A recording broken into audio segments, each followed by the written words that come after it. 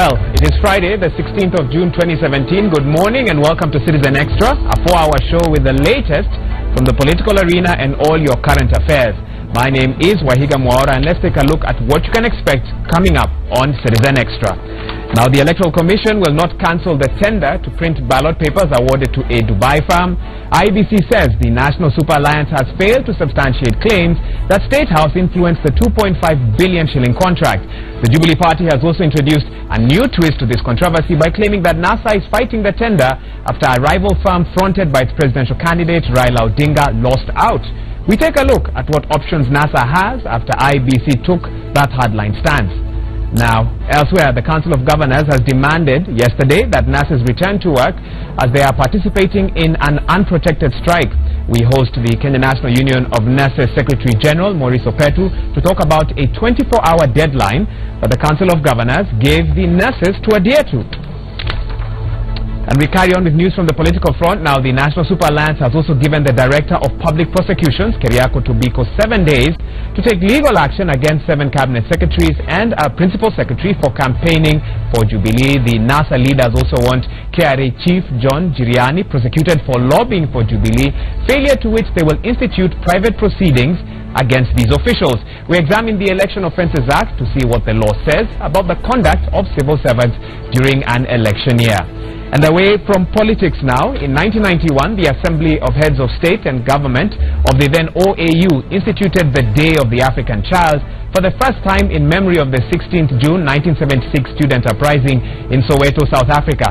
Now, this year's theme is the 2030 Agenda for Sustainable Development for Children in Africa, Accelerating Protection, Empowerment and Equal Opportunity. We discuss the Day of the African Child, which is today, and the issues affecting Kenyan children during the course of this program. And finally, we also take a look at the 2-day Social Media Week Independent Nairobi Conference, which is in its 2nd year, and we'll have some guests joining us. Representatives from that conference will be joining us later on the program. Welcome once again. You can talk to us on all our social media platforms. 22422 is our SMS line, and you can tweet us at Citizen TV Kenya, and we will be able to read your feedback even as the show continues. Now, to help me go through some of the issues of the day and to get some expert analysis, I'm joined by my guest in studio. Let me now introduce them to you. We are joined by Sandra Ochola, a governance analyst. Welcome to the program. Thank you. In addition, John Kagushia, a governance expert also, joining us on today's show. Thank you so much. And a lawyer as well. And David Osiani, a public policy consultant. They'll be helping us to delve into some of the issues and some of those stories that we've touched on at the beginning of this broadcast. Now, before we go any further, yesterday IEBC Chairperson Wafula Chebukati commented on the current IEBC ballot tender row. Let's revisit his comments before we begin this discussion. It was clear that it's not easy to achieve consensus among political competitors, especially on the issue of ballot paper procurement. If any member of staff has been involved in corruption or received any kind of inducement, we as a commission will take action, and at that point then we shall reconsider any issue arising out of it. But so far there's nothing. There's just mere allegations being peddled, and the contract has already been signed, subject to the constitution and the law, and it's not subject or to direction or control by any person or authority. Well, after that statement, the National Super Alliance also issued a press statement that we shall be analyzing here in studio together with our panel. And to get straight into this discussion, and let me start by talking to David Osiani. You've heard those comments by IEBC Chairperson Wafula Chebukati. If I can summarize them, he insists that the ballot tender is a done deal, and he says they have no time to execute fresh procurement. What options does the National Super Alliance now have, bearing in mind they are uncomfortable with that Dubai-based company? I think it's not pretty much about the options that National Super Alliance could be having. It would be only fair for the chair to try and still re-examine this. I think it was a hurried statement. It was good enough that the chair called all the candidates for a meeting. I think coming against the backdrop of those allegations made by the Prime Minister, it was important for him to try and substantiate whether or not these claims are true. However, other things have come up. We have, we've had a statement from Al Ghurair Printing and Publishing Company trying to explain that the Al Ghurair in question by the ex-Prime Minister is Saif Al Ghurair, which is a conglomerate that deals in oil and petrol and stuff like that. But I think that still leaves a window, pretty much because we are aware that almost 90% of the time that the ex-Prime Minister has brought something to the fore, initially it could be rubbished and thought to be, you know, just politics and propaganda. And later on, if it's not entirely true, then there are aspects of truth that are found in it. So we are not yet too sure what the aspects of truth are in this, but I expect the IEBC to be able to say that should it come to this and we are able to get to substantiate that the Jubilee regime has a very close contact and therefore may have influenced the procurement of this tender, then we will do it differently. You are aware that in the past, Kenya has had its nominations done 3 weeks to the elections and ballot papers printed. One may argue that that is why we have had problems in the past, and that's what IEBC is trying to forestall this time.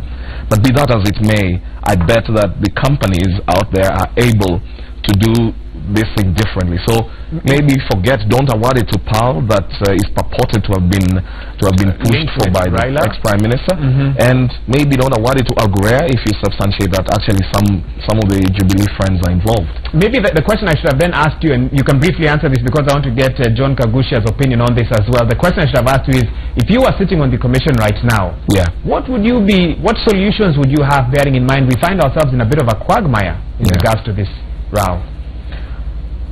It's pretty hard for the commission at the moment, particularly when they hold a stand that theirs was a very open tender, it was competitive. The commission sits in a tight spot, but they also have to convince the NASA support base that the claims by the NASA leader are not true. As it were, Kenyans will tend to believe him because, you know, he has a history. Came, said NYSU, said no, then we found it happened. He came, spoke about Eurobond, you dismissed it, it happened. He came, talked about the dam in Muranga, you dismissed it, it happened. So that trail of consistency may give him an aspect of believability. So they sit in a very tight spot because at the end of the day, politics is about perception.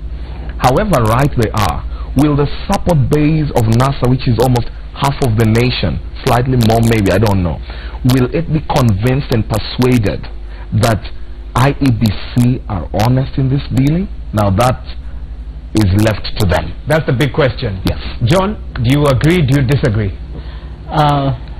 Let me put it this way, that first, issues of this serious nature being raised by a very huge coalition in the country and a very important player in this year's general election cannot be taken lightly and cannot be dismissed. So it is important first to start from there, that when Raila Odinga raises those kind of issues, it's good to look at them and really give them a serious thinking. Yeah, but again, it's also an established tradition and a principle that him who alleges must also prove.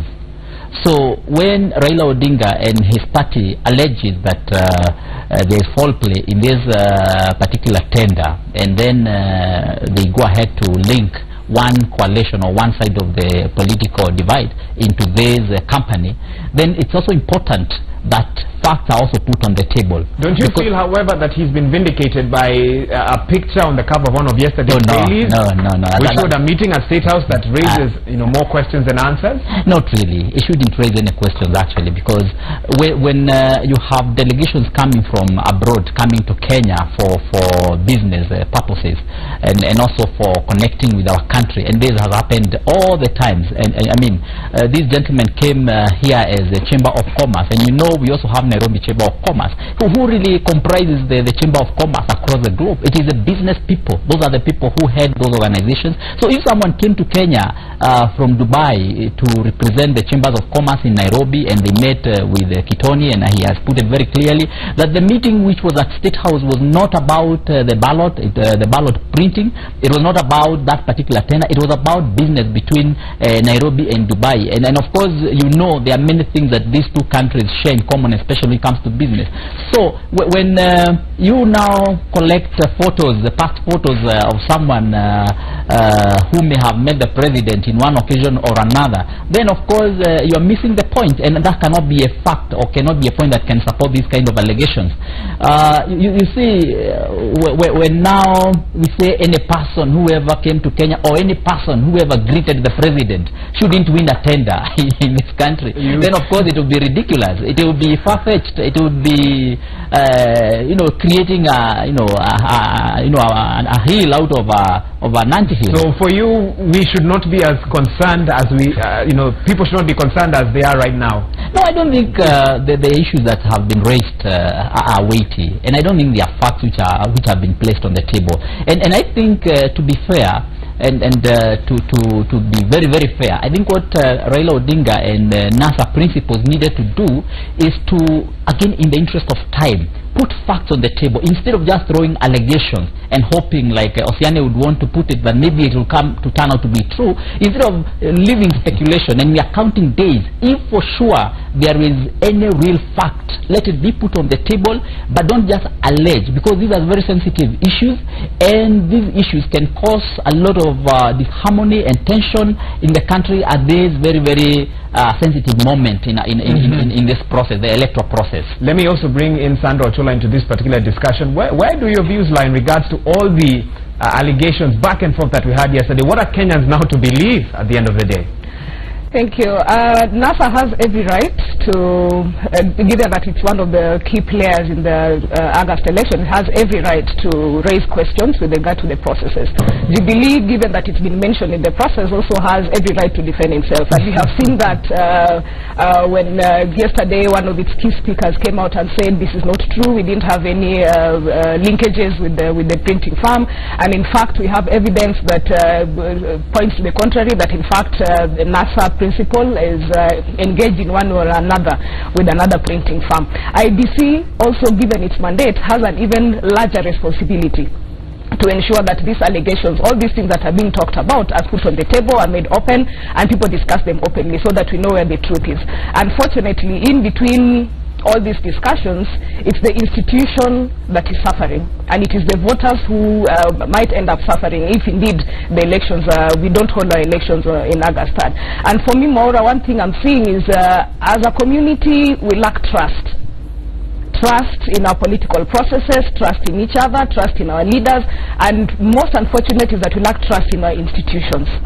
Okay. And that, unfortunately, that is something that we are unable to legislate. So for me, if this matter was left to me, I'd have some form of external oversight of the process, so that we say we have more trust in outsiders or different faces from what we have. So why don't we bring it external individuals to oversee this process? There was a suggestion by one of the presidential candidates yesterday to involve the UN in this. We'll come back and talk about that, Sandra, in just a bit. But for now, the NASA Brigade take their campaigns to Tharaka Nithi County today. And we now join Sam Ogina to get the latest there. We know that they are going to do several roadside rallies. They have a leaders meeting, and they have a big rally also at Kibunga. Sam Ogina, what is the latest from Tharaka Nithi?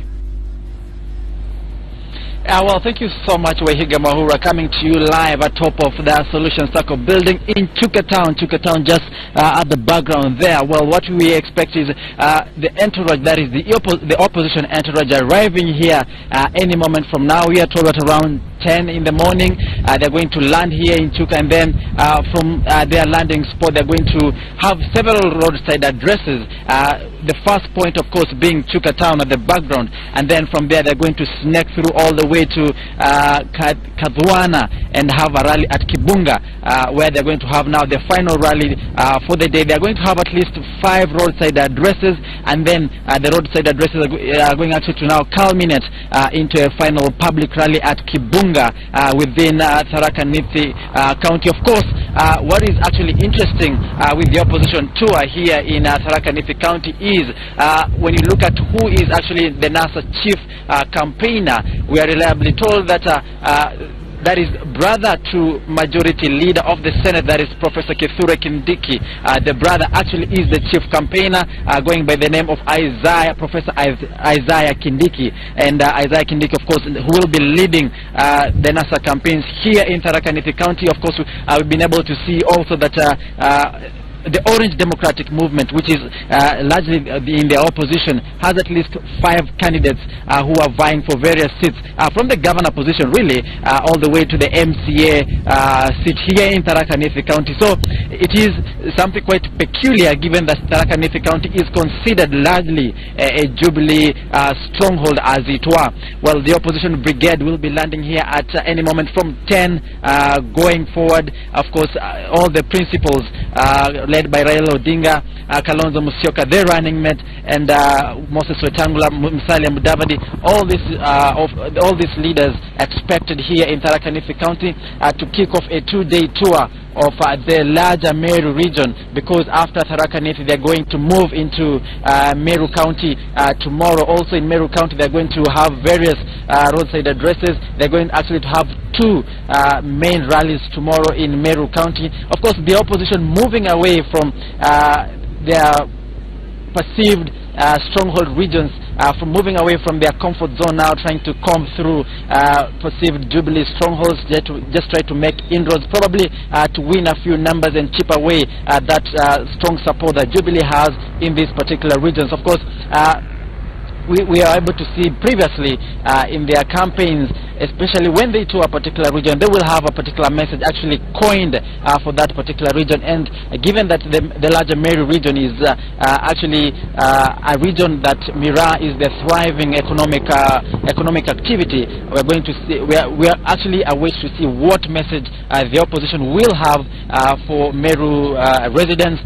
Will they be addressing the Mira issue? Because Mira, of course, has been an issue, a thorny issue for Mira farmers, given the ban that the UK actually slapped on exportation of Mira to the UK. How will they address such issues, emerging issues, of course, and what other messages will they be having for residents here in Tharaka Nithi and the larger Meru region as it were? Of course, also something to keep in consideration is, of course, the battle for numbers, Meru being a key cornerstone in this battle. Of course, as I said before, Meru being a stronghold per se for the Jubilee administration. Will this actually knock off that kind of support, as it were, or what will actually transpire? And of course, given that Kithure Kindiki's brother is going to actually lead this opposition campaign here in Tharaka Nithi, what does that mean as, to the Jubilee support here in Tharaka Nithi County, and what does actually that mean to Professor Kithure Kindiki, as it were? Back to you, Wahiga, the Communication Center. Well, Samogin, I know you're not a prophet, but I'm curious to hear from you how you expect NASA to tackle the IEBC issue, even in these, you could call them Jubilee strongholds. They'll be in Tharaka Nithi County today. Tomorrow they're expected to head over to Meru County. But, of course, nationally, the big discussion is IEBC, the tender row, and the way forward. How do you expect NASA to handle those issues today and tomorrow during their rallies? Well, NASA has been very clear previously, and even after, of course, IEBC issued or awarded Al Ghurair the ballot printing tender, and NASA has been quite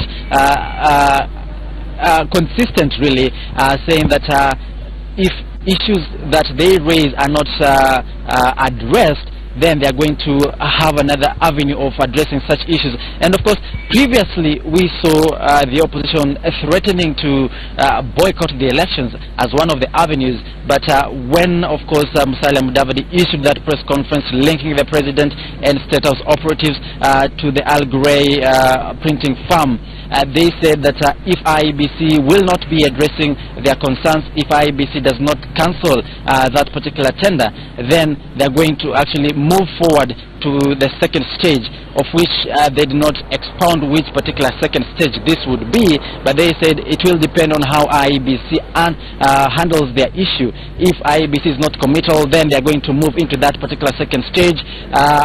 Well, we don't expect to see again mass protest or mass action as has been previously, but maybe they should be sitting down and actually negotiate a way and negotiate actually to find an amicable solution to this particular IEBC tender row. Of course, IEBC has stuck to its guns, saying there is no time to actually start the whole process afresh, given that we are only like 52 days to the general election, saying that this is not ample time actually to reopen the tender to an open tendering process, and that's why they restricted that particular tendering process and had Al Ghurair actually continue with the ballot printing exercise. Reason why they settled on Al Ghurair really was because Al Ghurair has been printing ballot papers since 2014, and this is because since the cancellation of Smith and Usman to print ballot papers for the country, Al Ghurair has been printing all the by-election ballot papers since then, and that's why actually I think IEBC settled on Al Ghurair because of the kind of history they've been having with this particular company. But of course, a lot of insinuations going around that the opposition is just a matter of sour grapes, because probably the opposition lost or a firm links to the opposition leadership actually lost in this particular tender. But well, there's so much that is happening, and there is so much insinuations going around in regards to this particular tender, the 2.5 billion shillings ballot printing tender. But as I said before, we hope that an amicable solution will be found in this particular process. We hope that the opposition will actually have something that is actually something solid to make sure that the country goes into an election and make sure that this particular election does not divide the country, because they say that what they want is for a peaceful but also a transparent process, as it were. But given the linkages that they've tried to extrapolate, linking the president and the ballot printing firm, they say the whole process has been tampered with. But that is a decision that now the opposition should be able to communicate clearly whether they're going to use these particular rallies to do that, or whether they're going to use back channels to do that. That is something that, of course, we'll be waiting to see and observe keenly. Wahiga? Thank you so much, Samogina. Comprehensive update there, live from Chuka. He tells us that in the next 15 minutes or so, the NASA principals are expected to land there. They will have a roadside address at Chuka, a leaders meeting at Kairuni, and then from there they'll tour Magutuni, Kathwana, Tunyai, and finally have a rally in Kibunga. Let's come back now to our panel in studio to continue discussing the IEBC tender round, some of the issues that are coming up. I want to refer to something that Samogina said, and this is for you, Sandra. He said, and there's an expression out there, if it's not broke, don't fix it. Al Ghurair have been handling our balloting needs for the last 3 or 4 years or so. Why the urge to fix something when it's not actually broke? How would you respond to people of that particular opinion? I'd say that's a valid point, and one will argue that because they've been doing this, they're aware of our processes, and we have some level of confidence in the company. But then the incidences following, the incidences before they awarded this particular tender, we have court cases. While the first one had been dismissed on technical grounds, the second time when the procurement process was undertaken, they weren't allowed to take up the tender, so to speak. And then you find the IEBC again awarded the tender to them. And in fact, there's even an appeal they had in court that was also rejected by the courts. And so the question around is that despite what they have done, and there are still some questions that were raised to this last tender, and then the IEBC now is being seen as though it's pushing for the company to take this particular tender. But then one thing I'd like to emphasize is, despite all this, I think for the IEBC, what it needs to focus on is to find a way through which it can secure public confidence and public trust in this process, regardless of whom it gives the tender. But one way or another, it must find a means of addressing this situation within the next week or within the next few days, if possible. Okay, yeah. David, let me turn this around now, and let's talk about some statements made yesterday by Duale and Jubilee members of Parliament. Yeah. They are now claiming, or they claimed yesterday, that for Raila this is a case of sour grapes. We're hearing that word, that phrase, moving around quite a bit. His preferred company lost in the ballot paper printing tender, and he had been promised an amount of money if they had gotten that tender. Now, if Duale and Co knew about this before, why do you think this information is coming now? How do you perceive this whole situation? I think sometimes our politicians cannot be taken seriously. I remember how Eden Duale vehemently opposed Raila's notion that there was a problem at NYS. In fact, he said this guy is just a politician and went on to do everything about it. And eventually, he was caught, you know, flat-footed. Essentially, therefore, I have a problem when Jubilee is coming to the defense of IEBC. When that happens, public trust is lost. So long as Jubilee goes ahead to be the ones to be the defenders of IEBC, then there is a problem. I expect IEBC to go ahead, defend themselves. Already they stated why they picked Al Ghurair. But you see, my brother Kagosha is the lawyer here. And the lawyer knows that when you do canvassing automatically ought to lead to disqualification in a tendering process. Now, the Al Ghurair, Saif Al Ghurair, is explained as being a different business from Al Ghurair Printing and Publishing. But the truth is, the Al Ghurair name belongs to one family that does business. So it could be Mwaura, and then there's another brother of Mwaura, Isaac and John Mwaura. You may not easily differentiate the lines in between. So there may be a substantive thing to answer about. However, I am aware as a public policy expert that Al Ghurair has been a darling of the UNDP, and it's been used by UNDP previously to do elections in other parts, and they've won UNDP's confidence. But I'm also aware that these institutions, including the great, you know, Bretton Woods institution, are also sometimes defective.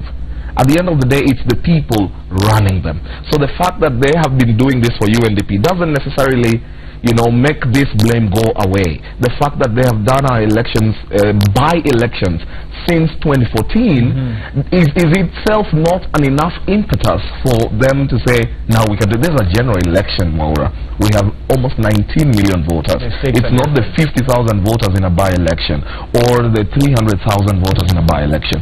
So the bottom line, IEBC must be able to handle NASA with a level of decorum, respect. Don't be arrogant about it. Explain to them why you did this above board and landed on this being your best option. Essentially, when you tell me to go to other institutions, you know, Osman and Smith was a British institution which was well respected, just as Al Ghurair is. But who is being fixed for the chicken gate? They have their officers in jail in the UK, and we are hoping that the local agents who acted on their behalf as the conduits of moving the bribes are also can also be jailed. So this is a very delicate matter, as I said before. Kenyans must be assured that this election is going to be free and fair. Let me bring John in on that particular note. John, I saw you really nodding your head when David was taking us through the track record of Al Ghurair, and for me, I want to hear from you in regards to some of the allegations that have been made that Jubilee is defending IEBC. What is your take? Yeah, you know, you had actually asked before about this particular presidential candidate who yesterday claimed or said that UN should help Kenya. Ekuru Aukot. Yeah, Ekuru Aukot. He said UN should help Kenya to print these ballot papers. And you know, Al Ghurair is a company that UNDP uses for those kind of purposes. So when you say that the UN to print ballot papers for Kenya, simply what you are telling them is to go back to the same company. Probably not Al Ghurair alone. Because that is one of their main, they are one of the main clients for this Dubai-based company. And so, you know, of course, UN doesn't have their own printing press. Yeah, so now you see the allegations which have been leveled against the whole of this process is, number one, that this company is connected to the First family. And that's an allegation. And what IEBC has said is that kindly place the evidence on the table, give us the facts so that we can take action. And you can say, just hold that. Yeah. What sort of facts are you expecting, if tabled, will then convince you that there's a substantial case, and you can give us legal input on this? Yeah, of course. You know, when you look at the issues of evidence, and we have something we call the Evidence Act, you do not just say something by word of mouth. What first of all you need to do is to record an affidavit. And of course, when you record an affidavit, then it also needs to be supported by proper documentation evidence, so that then it can be admissible in court. And Wahiga Moro, I know that is one of the tricks that NASA Brigade may be facing, because then if you are to go even to court, then you must also produce that kind of an affidavit, which then of course you can also be sued based on the information that you have put there, if you are not able to prove that connection. And you see, if that is not available, and if it is not there, then you will see NASA may avoid taking legal action, and they may want to go more into the public opinion court. And then, you know, when you go to the public opinion court, then what you are doing is just to incite and to flare up emotions in your supporters. And definitely once one side of the political divide flares up the emotions of their supporters, you expect the supporters to respond, because we are in a political situation. Of course, the other issue that has been raised is the issue of this company has printed ballots, or has been involved printing ballots for countries which are not very democratic. But you see, what the NASA Brigade may not have said is that the same company is used by UNDP to do that kind of work for them. So meaning they have a good track record. Again, the other thing which has not been also been raised is that this company is also involved, and has been involved for the last like 3-4 years, printing ballot papers for this country. It's not the first time we are having an engagement with them. So again, we have a track record with them. So there are many half-truths that have been raised on this issue, and if we were to be supplied with the correct information and the correct facts, then I would imagine that IEBC would be able to take action. And I have not seen arrogance from them. What I've seen them doing is responding, in fact, very fast. One of the things they have said is, let's have all the presidential candidates come on a round table, let us agree on the way forward. And that has happened. They met them yesterday. Then you have also seen IEBC saying, if you give us evidence, then we'll take action. Then you have also seen them saying, let us visit even this Dubai-based company in Dubai itself, and we go through the process together with media and also the presidential agent, and so that we have the whole issue on top of the table. Now, you have asked the issue of Jubilee siding or defending IEBC, and you're asking if it is promoting public confidence. And I dare say, last year we had an issue where the NASA side, that time it was COD, it was not NASA, they were much against IEBC, and they said they were not having any confidence with the commissioners that were there, because then the commissioners are the ones who conducted the 2013 elections, which of course they disputed. Now, there was a situation, a political situation or settlement, that these commissioners then be hounded out of the office.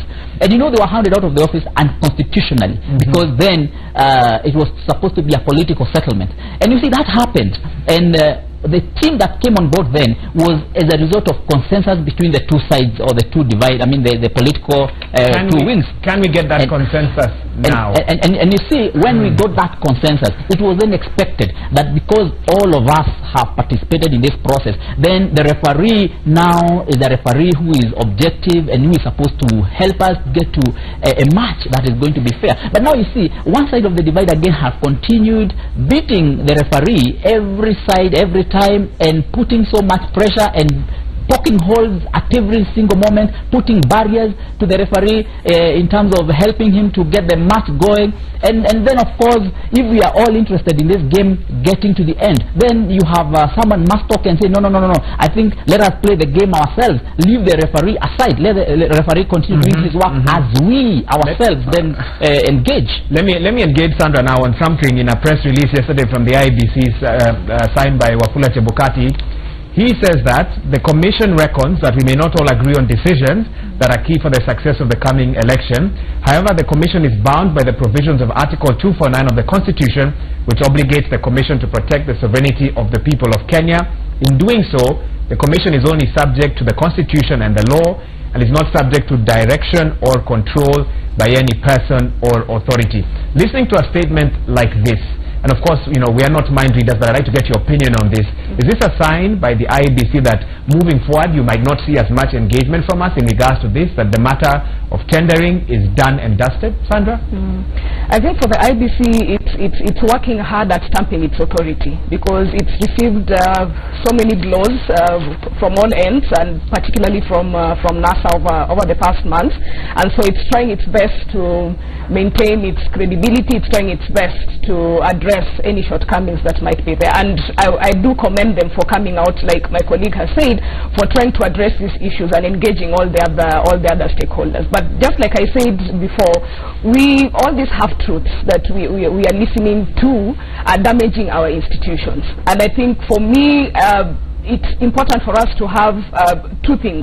First is to ensure that despite us having these constitutional commissions and institutions with us, we still have to address those underlying issues that ensure that as a people we are having very little confidence in our leaders and in our institutions. And for me, this goes back to, if I could use a different term, being handheld until at a point where we can say that now as a community we are able to work with our institutions well. And then the second one would be having complementary systems, and this goes back to what the NASA Brigade has said, that within this election period it's going to have parallel voter tallying system. And you see, the issue that they have with the company is that it might have been influenced to print a couple more ballot papers that could be used to rig the election. And so if in the event that this is true, then what other measures is NASA putting in place to ensure that if there is any plan to rig, as fallacious as that may be, then it has some counter mechanism, so that the principals are saying, fine, you attempted to do this, we sniffed it out, and so we are going to counter it this way, as opposed to casting aspersions on institutions, casting aspersions on each other, and by these actions derailing the mandate of the commission. Okay. Yeah. Before I talk to David Osiani, I'm seeing something here from our court team, our reporters on the ground there. They are letting us know that the High Court has compelled the IEBC to receive presidential aspirant Solomon Gishira's nomination papers within 36 hours, assess and give him feedback on his application status. Let me take that one more time. The High Court has compelled the IEBC to receive presidential aspirant Solomon Gishira's nomination papers within 36 hours to assess them and give him feedback on his aspiration status. So while we have been talking about 8 presidential candidates, the number could actually be 9, depending on how the IEBC handles this particular matter in response to what the High Court has just said. So just an update for you. This is something we'll continue to follow. But back to you, David. The word that is being mentioned quite a bit here in studio, the phrase is half-truths. How can we remove politics from the IEBC tender out so that what is coming out is fact and fact? How can Kenyans at home fact-check all the information that's coming, because in the morning one side has a press conference, in the evening another, and by the time all these matters are discussed in hotels, in bars, in restaurants, a lot of half-truths actually are packaged as truths. That's why I mean, your question is why I would tend to disagree with my brother Kagosha. At the end of the day, the court in which IEBC must be able to validate and show itself capable is the court of the public opinion. However legit this may be, if the court of the public opinion finds them faulty, their work is null and void, essentially. I'm sorry to say, but that's the way it is. Is the court of public opinion always right? It is not necessarily always right, Maura. But you see, this is like it will be like asking me, can we remove a referee from football? There's no way it's going to happen. They are in a political process. They must therefore know how to balance politics. The statement by the chairman seems to be saying, you know what, guys, we are doing our job. Take a walk if you must. That's not the way to handle a political situation. A political situation is about bringing these two parties together, finding a middle ground of some sort. If the middle ground is about getting a company that's neutral, assigning the newly appointed U.S. observer, for example, John Kerry, and telling him, now that you are an observer, we're already raising questions here. What do you think about this?